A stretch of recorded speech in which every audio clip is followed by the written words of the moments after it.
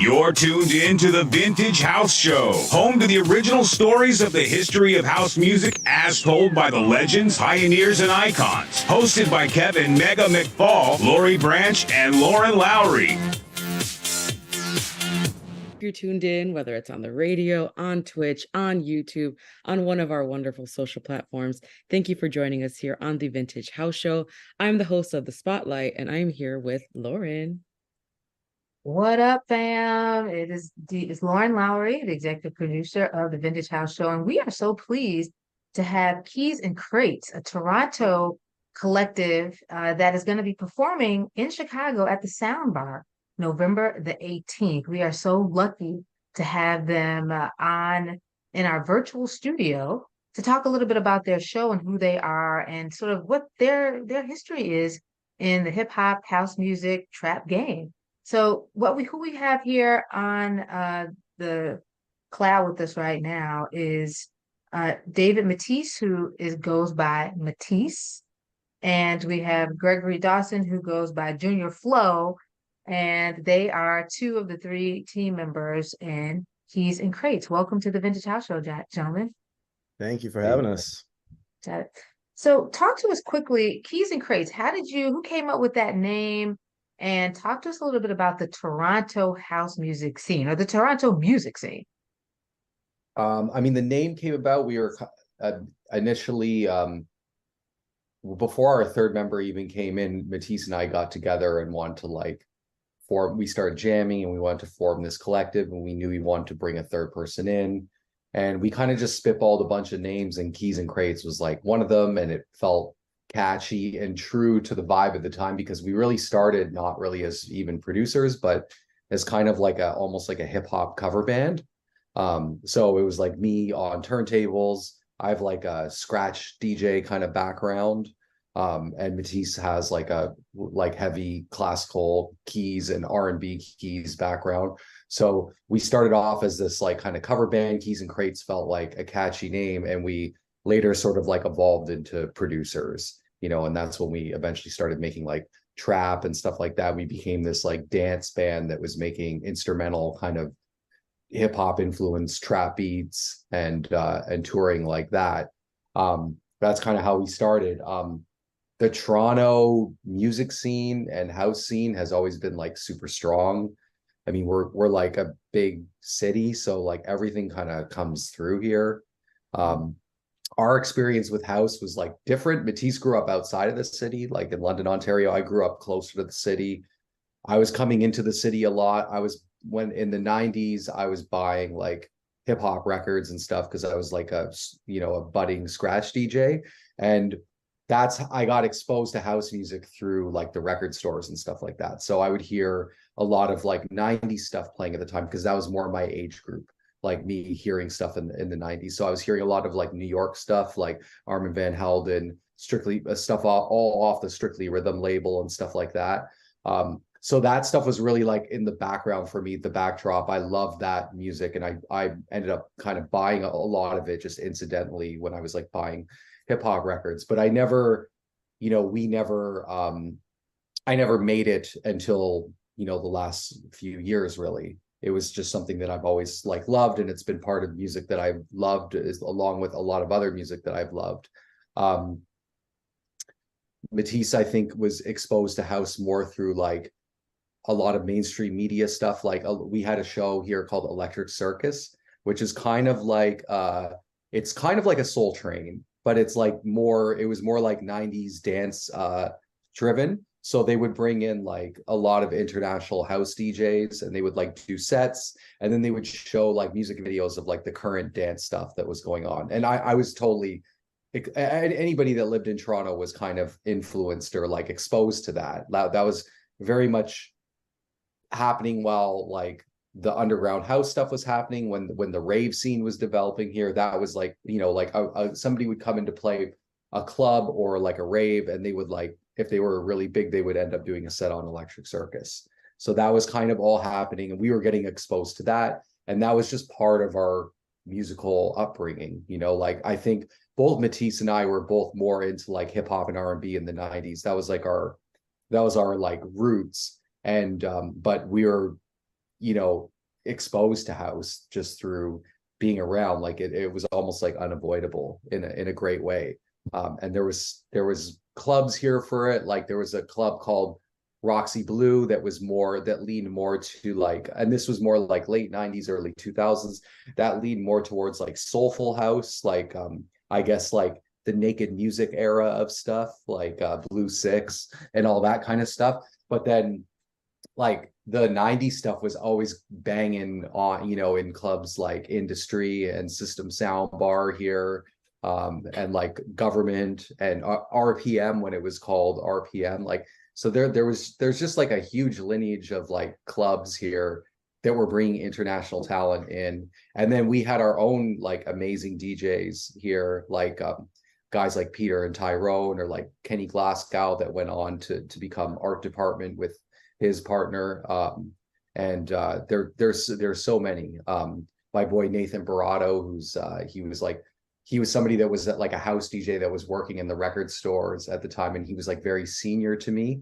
But he was always like, a lot of the record store DJs were quite snobby, especially the house guys, frankly. And he was Same always here in like very, Chicago. They thought they were everything, by the way. But almost all of them got their start working in the what we call now sort of our legendary record store. So I get it. I get it. yeah, the record store culture it's like, you know, it's got its own like thing to it, right? It's a Mhm. little edgy and it's a little snobby and whatever. But I remember my boy Nathan always was like very welcoming to me. And we became friends like years later, because we just ran into each other at the airport because we were both going on tour. And he's super successful now, you know, playing around the world as like a house DJ and like producer as well. He's like a great producer, and he's done releases with like Jamie Jones and all these like huge people and stuff. So like, yeah, there's tons of people here, like local cats that have always been killing it. And yeah, it's just it's in general, Toronto's always had a very healthy music scene in general. Like we had the rave scene, and we've always had a strong like rap scene, and it's just it's healthy. We get everything that New York gets, you know, because we're so close, I think, from a touring perspective. So we're quite spoiled here. Wow. Matisse, anything to add to that?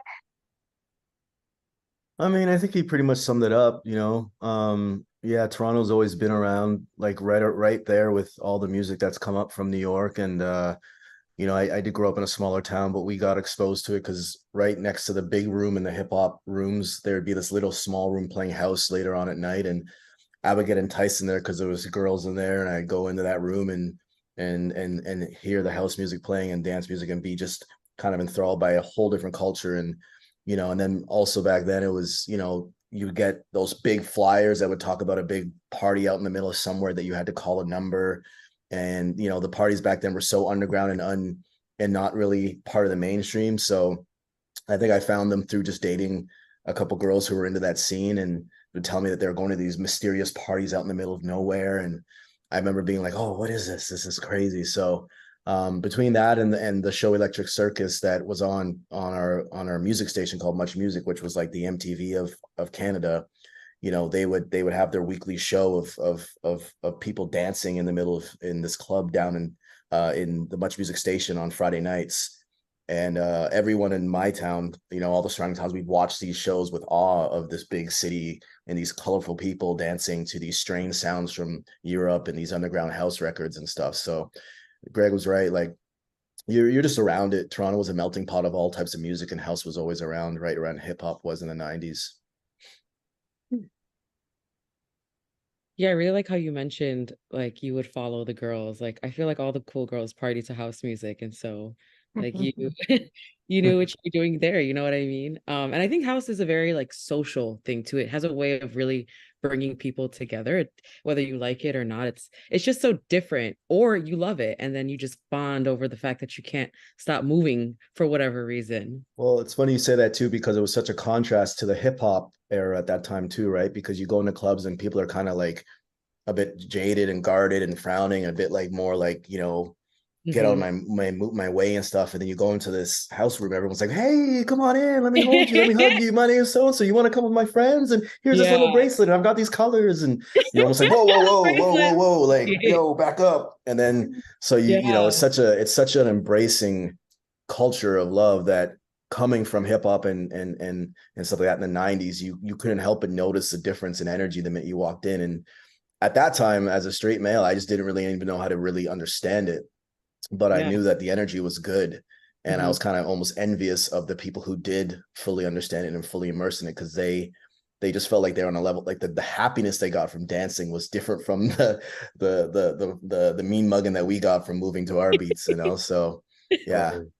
Totally. Yeah, I mean, if we fast forward to today, I mean, that is your music now to some people. They are on the dance floor listening to this new album, which I was listening to as I was getting ready to, you know, for the interview. I want to talk and hear a little bit more about intention. So first, my question is, what is some of the inspiration behind some of the things you did this time around? How does this feel different from some of the music y'all first started off with when you first met and over the years?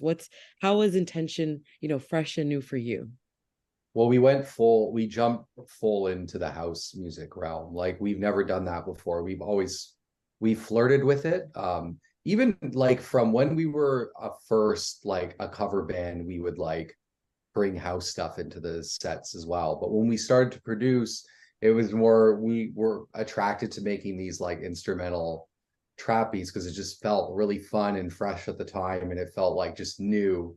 And we did that for a while, and you know, eventually it felt like the music became more aggressive than fun and inclusive.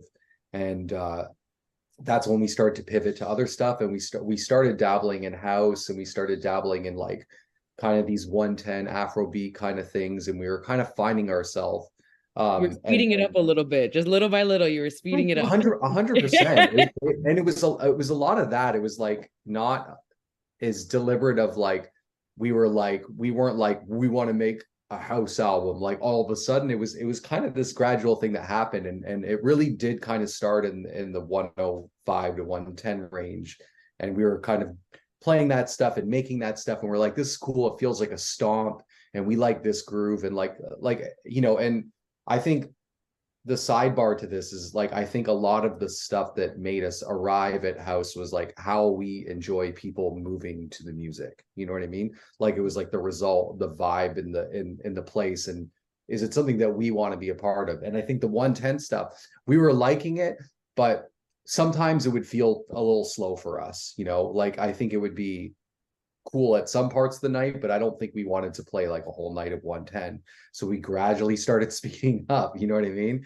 And we started, once we ended up in the kind of between 120 and 130, it started feeling like really good, or like a very sustainable like kind of tempo for us, with like a lot of grooves that we could explore. And naturally those grooves became house grooves. And I think like we gravitated towards a lot of stuff that's influenced by like a lot of 90s house, because that's like what was going on, you know, like Armin van Helden was what was going on, you know, and like the syncopated, like layered drum loops and stuff like that whole thing.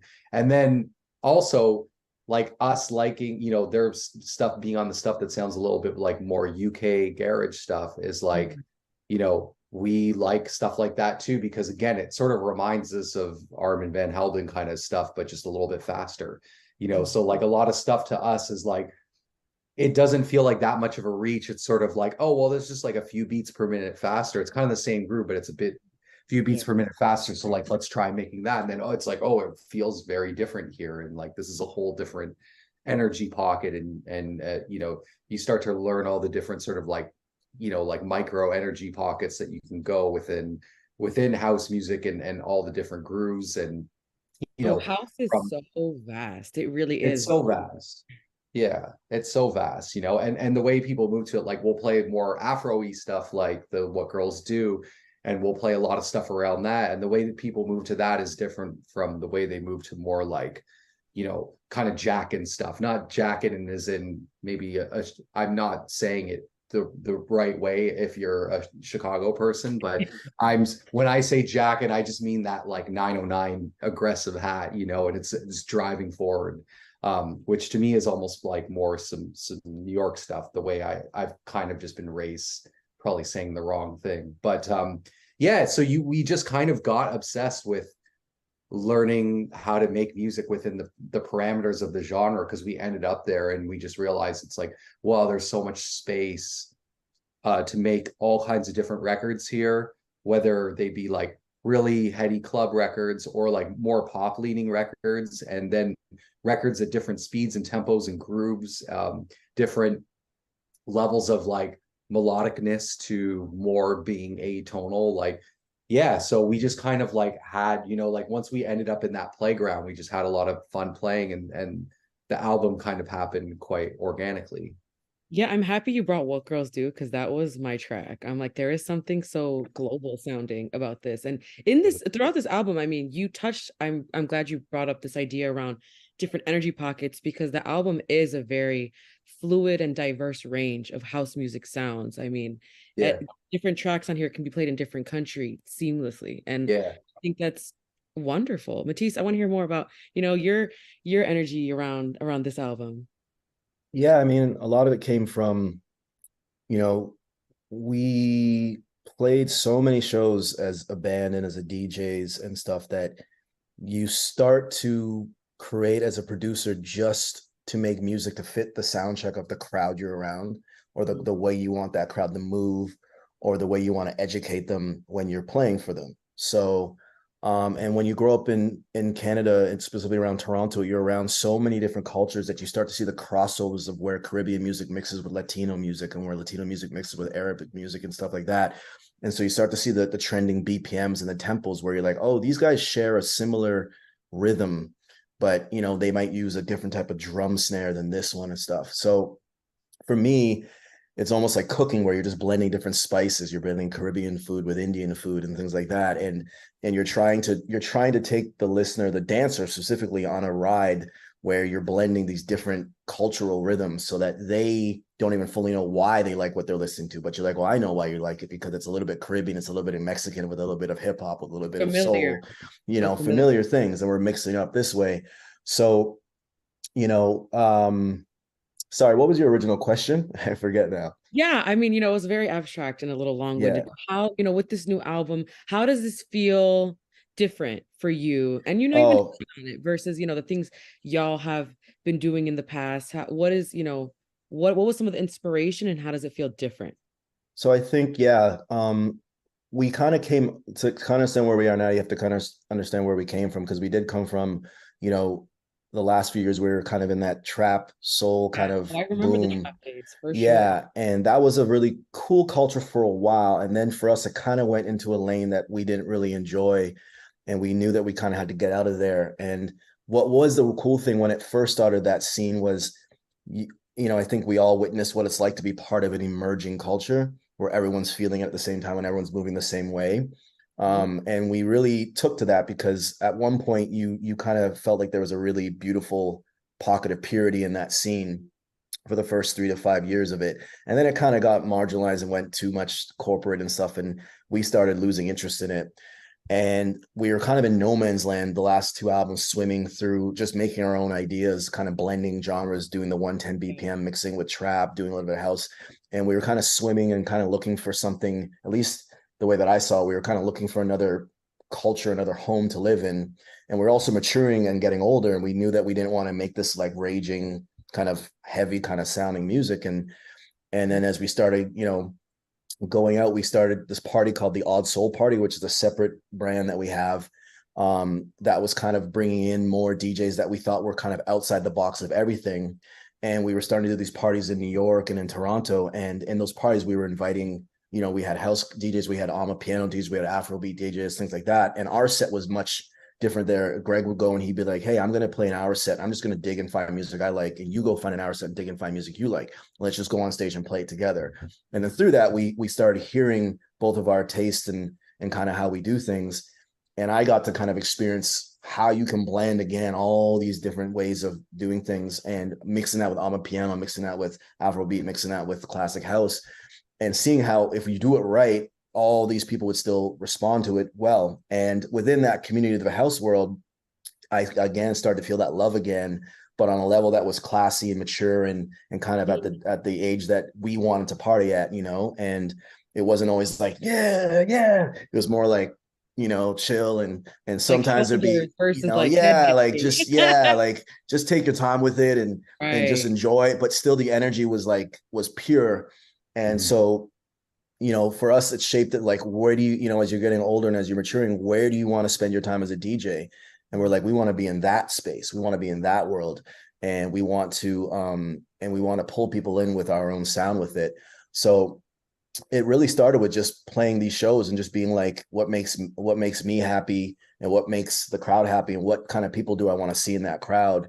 And you know, and how do we, you know, we play so many shows, we're just like, we always need to be in front of the crowds of the people that we want and always be telling a story and pushing things forward. So I think that's where it started for us. And like Greg said, like we just kept pushing the BPM higher to kind of see what would work.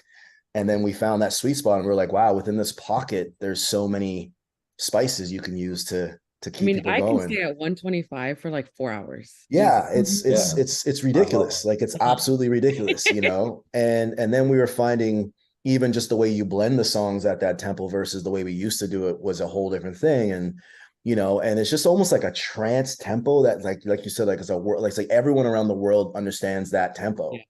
So Mhm. with that, you can listen to music from all around the world and get someone's take on something within that tempo and then Mhm. learn from it, right? So it's just endless. And that for us was something kind of very new because with the last kind of community and genre we were in with trap, it felt like it was only kind of held to a few markets around the world. And, Mm. you know, here, Australia, parts of Europe and stuff, but it was also towards the end, the music wasn't expanding anymore. It was almost getting smaller and becoming more kind of Mm. like dumbed down. Whereas with house music, we're just like, wow, like we've just found a market that is just always expanding and reaching more and more places. And so it's just exciting because like as you said, there's like just the possibilities are endless. Mhm. Yeah. You know, house music is all about love. So, I mean, it is so much fun that I think, you know, when you play it, everyone enjoys themselves, everyone feels that love. And so, you know, happy that you've found yourself in the house music world. So, welcome to the house Mm. music world. Talk to me about how you learned about house music. And did you know it was a Chicago birth genre? Yeah, like I did coming up, but again, like I feel like that like the 80s movement of the Chicago house stuff was like just it was before my time. So it's like I came into it in very much and it could have also just been what was being played a lot around me was like a lot of the New York stuff was the stuff that was hitting me at the time. And I think spoke to me texturally too, because the New York stuff, like I know the Chicago stuff started with disco edits and then like it evolved into synths and like the Larry Heard vibes and stuff like that and all that stuff. But it's like there was something about the way the New York guys were layering drums and chopping samples that just felt like it was like an olive branch from hip hop to me. You know what I mean? It was like it Mhm. just grabbed me because I was like, this sounds like hip hop, like it was made from a hip hop perspective. And I think that's what we like identify with a lot about the New York stuff, is because we're very much outsiders to house music. Like I see like whatever exposure and like love for it I have, I still don't feel like I really grew up in the house music scene, like as an inner, you know, person in it. So I feel like an outsider. I think we all do. And I think we bring this other kind of perspective to it that's kind of hip hop influenced. And when I listen back to the 90s stuff, and even when I was listening to it at the time, that was my impression of it. I was like, this sounds like guys that could also just easily be making stuff like alongside Premier and like Lord Finesse and like these guys, but they're like choosing to do this instead. You know what I mean? Or choosing to Mhm. mostly do this. Mhm. Um, Mhm. so yeah, I mean, I think my experience was kind of like what I talked about before. It was like all that peripheral stuff. It was like the record store, ending up in clubs. I was doing I was also performing at raves because I was like a turntablist, and I was like a competitive turntablist. I was winning like DMC and ITF competitions and stuff. And then so I would get booked at huge raves to like play in the drum and bass room. And drum and bass was like really cool at the time, but I was like kind of particular about, and it wasn't even called drum bass, it was called jungle at the time. And Right. it wasn't all totally my thing. So I would normally end up in the house room after because that was more my vibe. So yeah, like just stuff like that, you know, it was all like peripheral. But it's kind of cool coming into it with, I still feel like I'm learning stuff every day about it, like new stuff about it every day. And I really do like the approach to being maybe a little bit like naive of some of the stuff, because I think that's just our perspective and that's our approach, and it's going to be a different approach than somebody else's to it. You know, like we're trying to approach it with all the like love and respect and care that we have, but like also knowing that we're just like not, we're not going to pretend to be insiders, and like we're not going to pretend to be legitimate in ways we're not. I'm going to tell you how outsiderish we are and be very transparent about that, because I mean, I think the music will speak for itself, and like our perspective on it is that, you know, that's what we bring to the table, like it or not, you know. Matisse. Yeah, for me again, it's like there's two things, like the pre-parties, and I guess I'm always people first. I look at music as literally the soundtrack to people's lives and how people celebrate. And I just remember in the 90s, again, if you went to my friends' pre-parties before we go to a club, it's smoked out, it's hoods, it's ciphers, it's rap, it's grimy, it's like, yo, what up? And like everyone's just like hard. And like if I meet a new group of guys, it's like I gotta like, you can't smile right away or something. Like you're like, yo, like, okay. And it's like, oh, you like this? Yeah, I like, oh, like Mobb Deep. Yeah, I like Mobb Deep too. Whatever. It's like, all right. And you're just kind of there. And like 40 minutes into being around that guy, you might start to have a conversation. And then 50 minutes into that, you might look him in the eye. You know what I mean? It's like at that point. Versus I go out with some girl who's pre-partying at her friend's house and they're playing house music in the back, and I come to this door and everyone's like, hey, what's up? Come on in. This is my friend Jeff. This is my friend Corey. This is my friend Amy. This is my friend Becky. This is my friend this and this and this, and everyone. Come on in. We're all feeling good. You want something? You want to drink? Hey guys, this is Matisse, whatever. And everyone's super happy. And I'm almost out of my element because I'm like, yo, this is something's wrong here. Like everyone's too happy. And then the other thing was when you go to a hip hop club, the DJ like has to play a song that everybody knows all the time. Like you go to a club and the DJ is literally, what they play is every single banger that you know. And you go to a house club, it's like they play everything you don't know, and you just go along for the ride.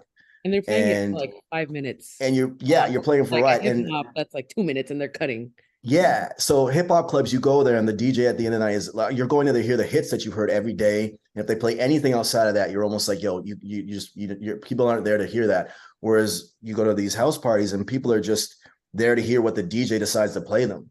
And there might be 1 or 2 or 3 anthems that everyone knows, but the rest of it's just like, they're just vibing. And I remember like, that was something very interesting to me because it's such a different, it was the first time I ever heard of the concept of like you being a producer or DJing, people actually just coming to hear what you decide to play, not coming that you have to just play what everyone else expecting to play, you know? So that was just as an outsider, just observing different cultures. I found those two things strange at first, but then as I started, you know, I remember Greg one time mentioning that back then when we were playing hip hop and gravitating, he's like, I really want to just play to crowds that are just down to just hear what we have to play and what we have to say, instead of having to do these remixes and flips that are like, oh, we're playing the Fugees, we're playing, you know, Nas, we're playing Jay-Z, we're playing this. And if we don't play that, they're kind of bored, you know? So that openness to just let the DJ come in and just play what they play and people go nuts and they keep dancing. I think that was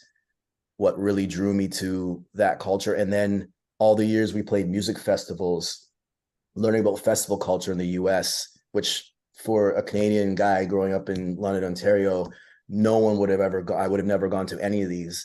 And that idea of people going from one festival stage, meeting up with another group of people and going to another festival stage, then meeting up with a bunch of people and all that kind of flowing, I was just like, what is this? I understood now why people, you know, why they save up their whole life, you know, their whole year to go to Coachella or to go to this forest in the middle of nowhere. sometimes I'd come back and I would go to these clubs back to hip hop, and I'd be trying to be smiley to all my boys because I come from this festival scene, and my boys would be like, "Yo, why are you so happy?" And I'd be like, "Oh yeah, I got to go back to the hip hop thing," and be like, I got to. And so it's a really funny juxtaposition of like the two different cultures. And I never really, it's obvious when you say it now, but I didn't realize that the whole house culture is all love, because you don't experience that with many other nightclubs, with R&B and hip hop. It's not that energy. So when you get used to it, you don't even know what to call it. And until you just said that, I was like, duh, like, of course, that's what it is. But yeah, until you said that, I didn't realize that was what house music was actually based off of in terms of emotion, but it makes sense because that's what you do feel. You feel the not only the acceptance, but just the love of everyone being there in a pure space. So that's what brought me to it. It is really refreshing as a DJ to have a dance floor that trusts you. And I think house music really I really like how you brought that up as far as, in the house music dance floors you've been to, that you've spun at, people are there to trust you and just follow along to your rhythms, to your guidance. Yeah. And with that, my next question kind of for y'all is, there's three of y'all. How do you balance three creative minds, three creative energies, three different USVs? How do you find, the common ground and collaborating and creativity? I think just I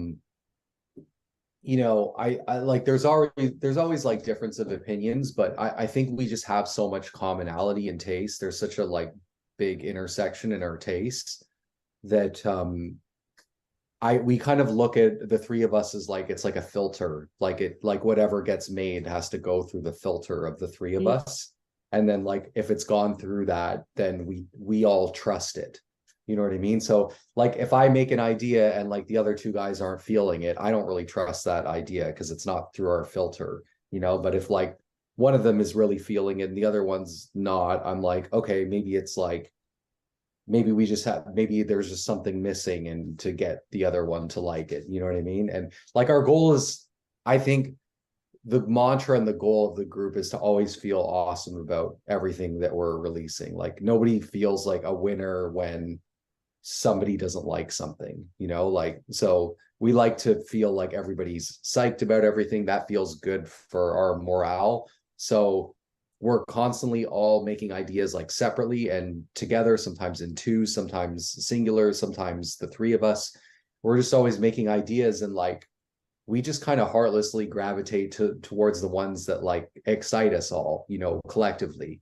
And those are the ideas that end up getting finished and demoed on the dance floor. And then the dance floor will tell us, a lot of times. Like I think we rely a lot of, especially more now than ever that we're doing the DJ sets. It's really a constant feedback loop between making demos and testing them on the dance floor. And sometimes when you see a demo that maybe you didn't totally see and you see it work on the dance floor, it sells you on it, or you realize what the missing link with it is. It just needs this thing, or it needs this section, or like the kick just needs to be like hitting harder, or like whatever it is, like all kinds of stuff. But yeah, it's generally like we just try and make tons of ideas and not be too precious and just organically go where the energy is, like where we gravitate towards the demos that just sound fire, regardless. And we don't care who makes what.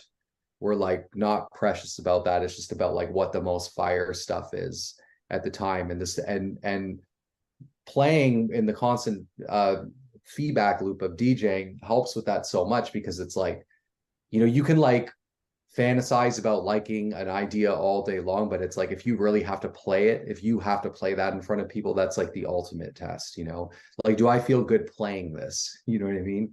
And that's kind of almost like the whiteboard test for us. Like, regardless of how you feel about this, like, is it working? Is it like working on the dance floor? And there's also to add to that, Greg, sorry. There's also like, there's also a trust that's been carefully forged over, I don't know, we've been together 15 years. We were a live band that got in a van and toured across the US and Canada for like 8 years. So you go through ups and downs of being elated and being miserable together and having to get through that, sleeping in bedrooms, one person sleeping with their head at the other person's foot and sleeping on the floor. Style, like, yeah.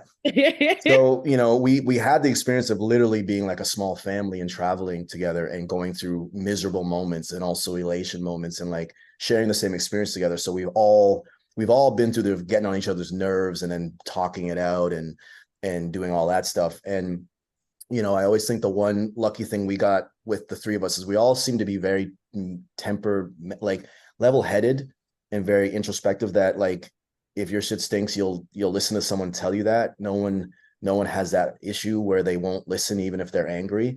And we also, none of us have any things where someone's missed a gig out of just like, hey, my girlfriend and I just didn't feel like coming. So like we don't have any of those problems where someone doesn't show up to work. We're all pretty like blue collar type of musicians. Like we get up and we just work on the stuff and we pride ourselves in that. So you don't have any of those things where my teammate let me down. So I think that mixed with the fact that, we've just been through the band thing. And if you can exist through a band, as long as we have, like, nothing can really stop you after that.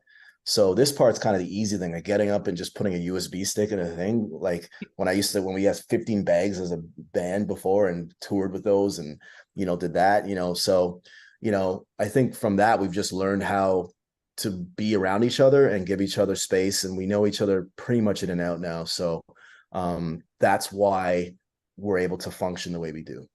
Really quick, who played what instrument in the band, or like who was in charge of what? I played the keys, Greg did turntables, and Toon did the drums. Oh, okay. Yeah. Cool. So you mentioned that, or maybe you mentioned Coachella. I think I read that you all played Coachella. How was that experience? And are there some other festivals that you are looking forward to playing in the future? Yeah, like Coachella was totally surreal. It was like I think when we were first starting our band, we were like, it'd be amazing to play Coachella. Like it was kind of one of those like naive pipe dream things. And then we actually did it. So it was totally surreal. It was like an amazing crowd. It was like we played the Sahara stage, right? Sahara, yeah, thank you. Tent. Sahara tent, which is like a pretty it's like the dance tent, and it's like where Daft Punk really like blew the roof off, and like, so it's just like a legendary dance tent. So it was really cool to do that.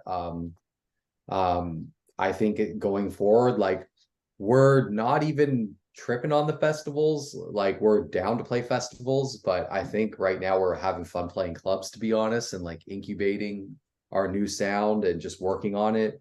I mean, I think we really want to play festivals, if anything, more overseas, like in like Brazil and South America, and like so, like throughout weird parts of like Europe and stuff like that, maybe Asia and Africa and just different parts of the world. I think we want to get out in North America a little bit. But yeah, I mean, kind of also wide open,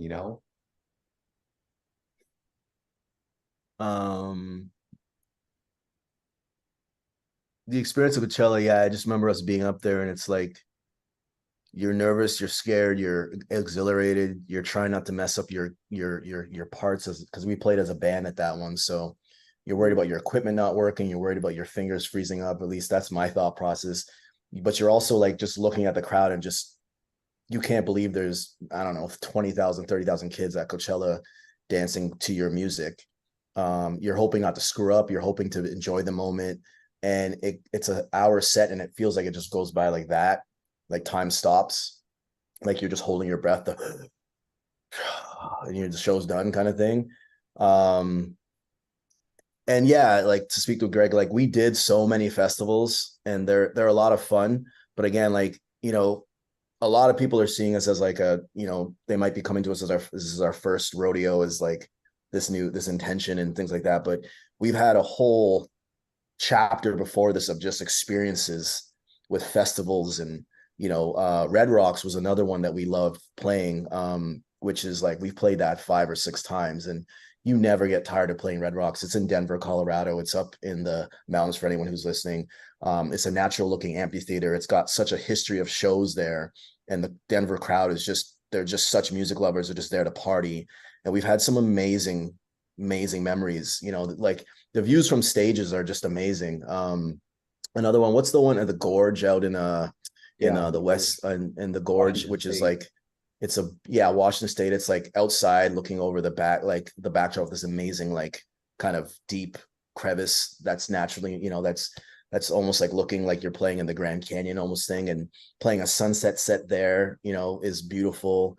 Shambhala up in Vancouver, British Columbia. It's up in the mountains, where you just walk through forests, and all of a sudden you wake up and there's like, you walk into this open space with a tribal stage and just people dressed up in all their costumes, and it goes on all night, and you're just traveling through this crazy forest in the middle of British Columbia, you know.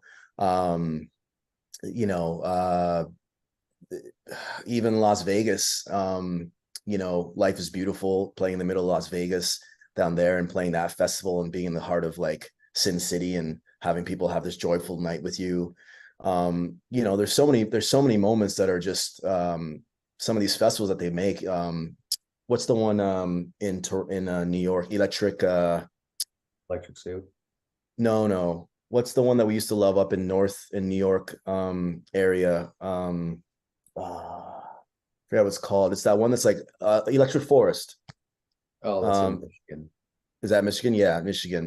That one is like they take this big forest area, like massive size, and they just light it up with all these different decorations, and it's like this playground that you walk through in the middle of the day the middle of the night, all night. And I think that was some of the things that the peripheral, like when you go to these concerts, is not only just playing them, but when you walk around and experience the kind of creativity and the things that go on that music connects people to. That is kind of, you know, for me, what festivals meant. And if we get to do that again in some other parts of the world, we went to Tomorrowland in Belgium, which was like, I don't know, it was like the biggest thing I've ever seen in my life, like what they did down there. And it was just an amazing immersive experience. And I think there's bigger ones across Europe and across, you know, South America too. So if we get to do those, that'd be great. But as Greg said, playing clubs at 1 o'clock in the morning or 12 o'clock is also just a good life. Matisse, Greg, y'all have been so wonderful to chat with. We don't want to take up too much of your time, so I do only have one last question for y'all. You know, speaking of the album, okay, Stevie, I'm sorry, my cat is like, hello, it's dinner time. Yeah. What is your favorite track on the album and why? You know, you have some heavy hitters on there. We got Sierra, we got Lion Babe, we have some really great additions. What is your favorite track and why is it your favorite track?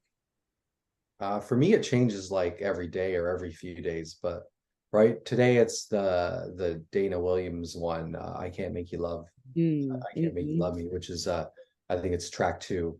Yeah, I just love that it's got like, I don't know, just the texture of the beat is really like interesting to me, like with the sticks on the snare, and it feels very tribal and hypnotic. And then her voice, sounds so crazy on it. It's just like, yeah, and it was really cool making that with her because she's kind of more jazzy than that track would have you believe, but I feel like she sounds just like really restrained and like popping on that track in like a great way that's still like completely it honors like how good of a singer she is as well. It just sounds like a really dope restrained version of her, and it just gives me, I don't know, it just gives me like sassy, like Janet Jackson energy kind of thing, you know. It's like I feel like you could play that in a room with like Janet Jackson there and she'd be like, I like this, you know, like at least that's like my fantasy quote unquote. So yeah, today it's that one for me.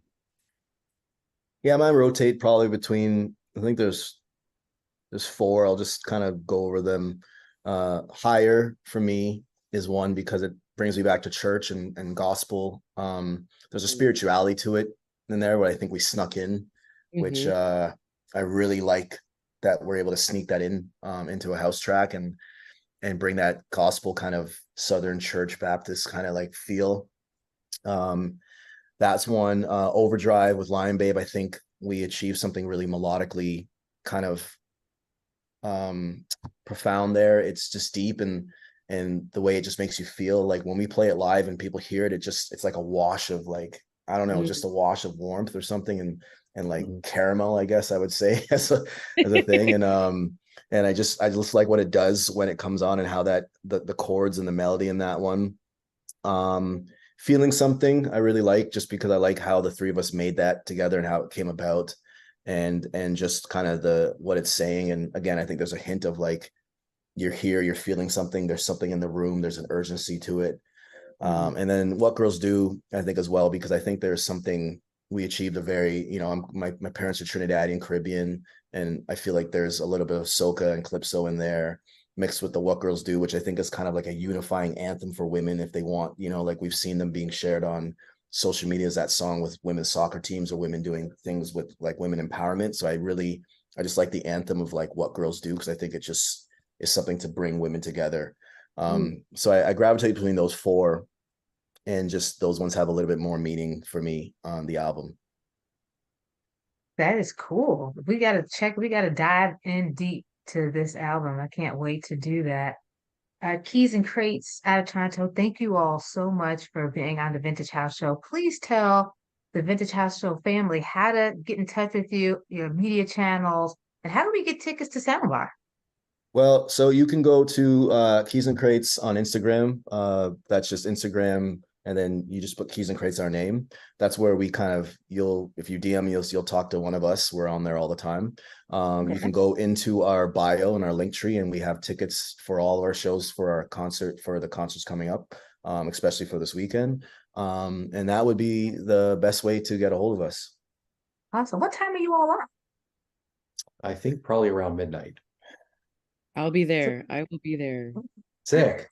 Yeah. So get some rest. Let us know. Come back and say what's up in the green room, and come say what's up. They know me. I'm just kidding. We do hit know up our you. You are peoples. family now. You are part of the Vintage House Show fam. So we'll touch base with PR and make sure that Momami is backstage, and then you all are gonna invite her up, all those dream things. You're kind of like, be on stage with crazy. So, shouting everybody out. But we can't wait to meet you in person.